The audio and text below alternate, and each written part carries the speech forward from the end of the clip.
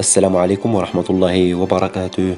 موعد مباراة النصر والاتفاق في الدوري السعودي وكذلك القناة الناقلة للمباراة.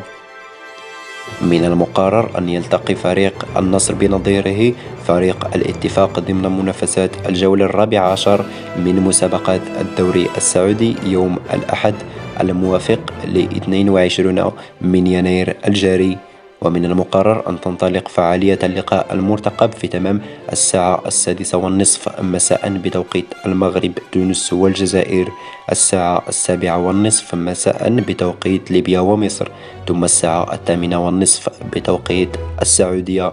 أما بالنسبة للقناة الناقلة فمن المقرر أن تنقل فعاليات اللقاء المرتقب بين الفريقين عبر شبكة قنوات السعودية سبورتس الرياضية SSC السعودية.